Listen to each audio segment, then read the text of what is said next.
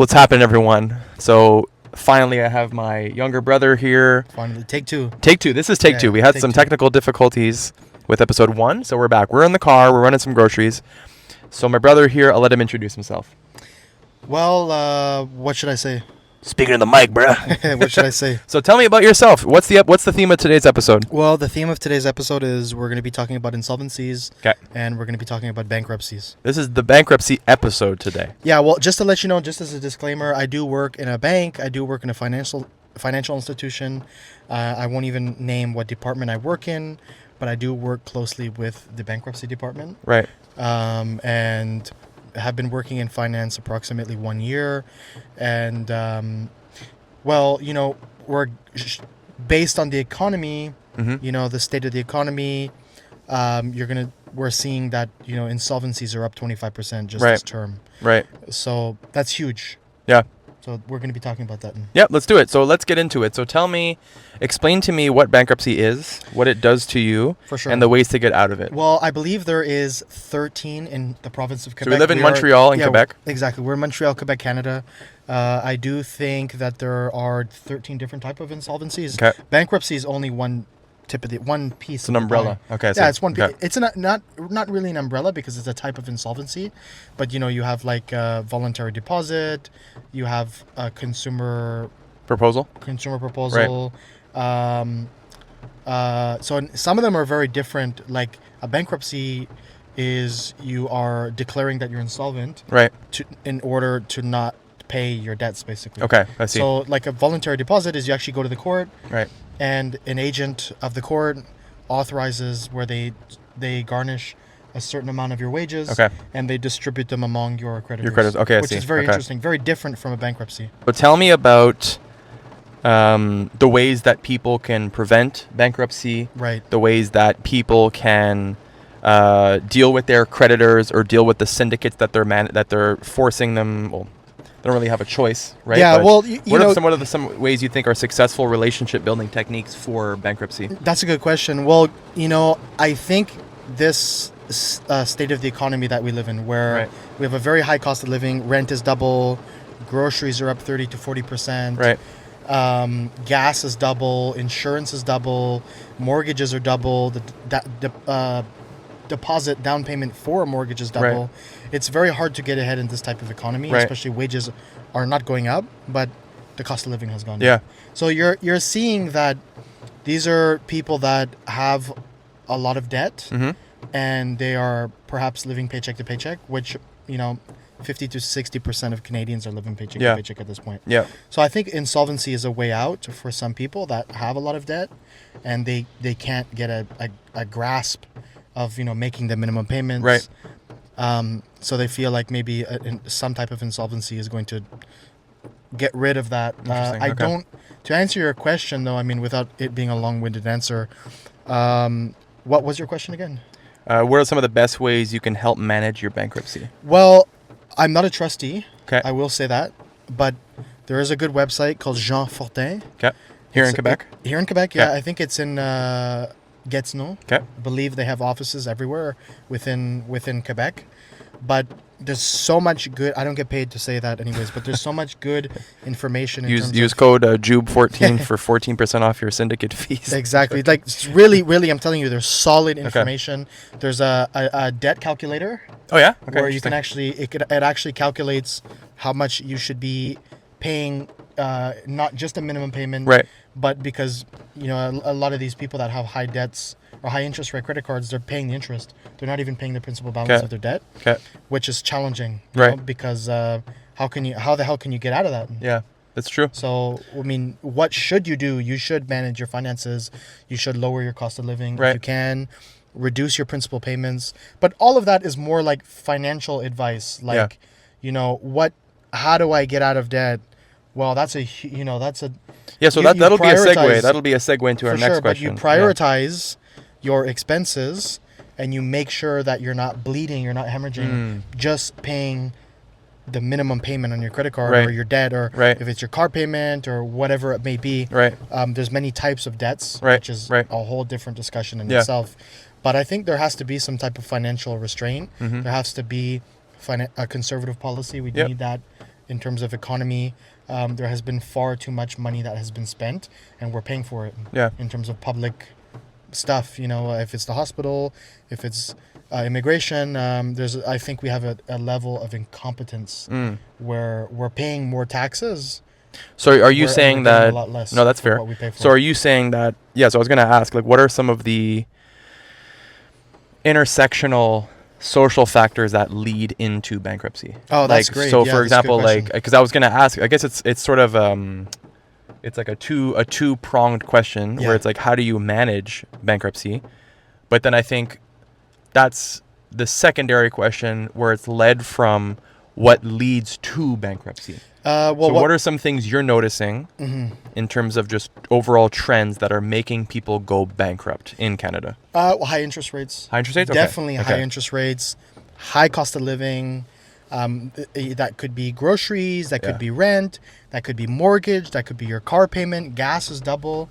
Gas is about $1.80 almost in Montreal. Yep. And which is absurd. That's very, very, very expensive to fill up your car. It's maybe, depending on what vehicle you have, it could be $50, it could be $100. But what you're paying is basically double than what you used to pay. So I think just, the cost of everything is so much higher to where you can't catch up because your bills are higher. Right. So I think that does lead to people going into insolvency. Right. Because, for example, like, I hear a lot of cases where people say, hey, look, I'm not going to pay my credit card. I'm going to pay my rent. I'm going to pay my groceries. I'm going to pay for my car because I have to get to work and back. Right. I'm not paying my credit card. It's not a priority of mine. Right. I hear that often. Okay. So that would seem like the priorities. And there was an interview actually with the vice president of TD. I'll send you the link. Sure. Fabulous interview that was talking about insolvencies. And he mentioned that exactly what I just said, which was, hey, look, cost of living Right. is leading to a higher amount of insolvencies. Right. Yeah. What are some of the policies? So we live in Canada, obviously. For those that are new to this channel or this segment of the Dexter Deveau show. This is probably the more serious side of the Dexter Deveau show. There is the Inside Couple segment where we talk with other couples as a couple on a variety of different marriage-related topics. Make sure to check out the Inside Couple playlist. But on a more serious note, what are some of the crucial social and economic policies that you see that are leading to more insolvencies in Canada? So you spoke about the government piece. So what are some things that, from the financial side, that you think is problematic that is leading to more insolvencies? Well, like, you could look at the Bank of Canada, you could look at interest rates, but that's that's really one piece of the pie. Do you think that, like, the interest rates are reactionary to inflation? Like, inflation and cost of living, or do you think that's leading to issues it could perhaps be reactionary. Okay, I see. Because they let's say they lower interest rates in order to, let's say, release more pressure. Right. So, right. But again, even if, like, for example, if your interest rate's 5%, right. Last year was 7%, right. But the damage it's coming down a little bit. Yeah. The damage is already done, right? You've already paid 2% more interest. Yeah. And then, when things go up, they don't go down. Yeah, I'm true. not referring that's just true. about, if you make a loaf of bread $10, last year it was $2. I mean, there's that bread scandal. Scandal? Yeah, it's really a bread scandal. This is funny that we're in Canada, and this has happened, where I believe it's Loblaws, where they rigged the prices. They hiked the prices up. Oh, wow. And again, this is bread. When you go to a grocery store, it was $4. They were making it like $1 or $2 higher on every bread, and they actually increased the profits. Based on price fixing. Right. You're not allowed to do that with Consumer Protection Act. You're not allowed to do that. Yeah, we have really, especially in the province of Quebec, we have like really strict so you have consumer protection laws in this province. You have greedy companies that are trying to squeeze people more. Right. So that is we're dealing with now. We're doing like private sector considerations and their contributory effects on insolvencies. Right. Because stuff is just getting like. So that gets to the point is like, what are some of your like socioeconomic, and this podcast or this show is like tries to be politically neutral, or we just have a variety of different opinions. Right. What are some, like, would you recommend like UBI, or would you, what are some like, because what is the solution to talk about all these things? You know what I mean? Yeah, I mean that's a good point. I think that there's so many issues. Like, is it a money problem or is it a policy problem? Well, it's probably a policy issue, but we have so many problems in Canada, right? And I think that one of the issues like that's very much tied into cost of living is immigration, where you have like I'm pro-immigrant, my partner's an immigrant, I have children who are, half Mexican. So I'm very pro-immigrant. I love immigrants. Canada's a nation of immigrants. But again, we shouldn't even have to say that. So, I'm defending myself because people, there's a lot of radical people out there. You're racist. But they don't want to talk about the policy, which is at hand, which is... So we're talking about like... Yeah, we've talked about this before. Where we're talking, we have so much pressure where we need to take care of our own people before we bring in more people. Right, there's more. So you're talking about like the effects of, let's say... Well, look. Like there's the housing and stuff, people coming in and stuff, think about this, right? When you have a supply and demand market, right, where there is 10 vacancies for 100 people. Right. Of course, the cost of living is going to be high. Yeah. If there's 10 people that are, let's say there's a small town. There's 100 people that come in. There's only 10 vacancies. Right. Right? And let's say 50 of those people are not related to each other. Meaning that they're not in the same family. They can't live together in the same dwelling. Right. Of course, the cost of living is going to be a lot higher because it's more valuable. Right. Right? So I think... not only is the immigration crisis, because there's more, and it's not the only reason why. No. But I'm saying also too, it's just like it's just you have so many people that are competing over a finite amount, and it's going to be interesting. I think you're bringing up a really interesting point, and we're going to see more of it. Yeah, we're going to see not necessarily like, of course, we're going to see things like eco migration. For sure, we are seeing that. Eco refugees. Climate migrants because of issues like climate change and environmental air quality. Yeah, like people are water. I mean, there's going to be like there's some places like in India that don't have water. Yeah, exactly. So we're going to see a continued effort, and we're going to see how those I would say ancillary social issues are manifest by policy decisions.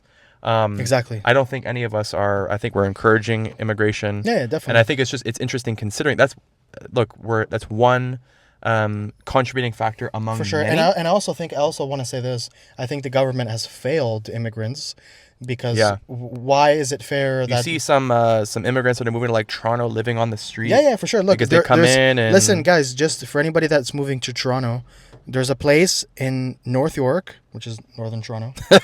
And it's not even in Toronto, but it's North York. Okay. There's a studio with 10 bunk beds. Oh my and you can God. rent a bed for $1,000 if you guys are interested. Damn. So that's how desperate. Yeah, Canadians are for housing. Yeah, housing is so sensitive. Yeah, it's a disaster. You look, and that's very much related to we're talking about insolvencies, bankruptcy.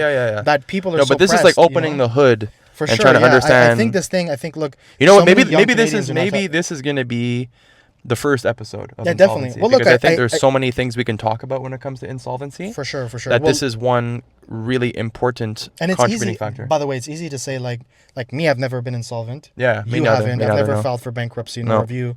And there's nothing wrong with. And even if I did, I wouldn't tell the internet. Yeah, I mean, me neither. But by the way, it costs $2,250 to go bankrupt in Quebec. You make a fixed payment for 11 or 12 months, of $250. So Quebec is a very generous it is regime for bankruptcy and insolvency. Absolutely, I would say, look, the Quebecers are the highest insolvent people of Canada, and I maybe that's going to be part 2. Yeah, that's going to be part 2 of the insolvency episode series for sure. And you have people that are given, banks give money to people, and it's whose fault is that they're responsible? Is it the bank? Loans, credit cards are very easy. It's very easy to get a credit card, even if you don't have credit. There's some credit card companies that give credit to people that perhaps it's predatory, but it's business.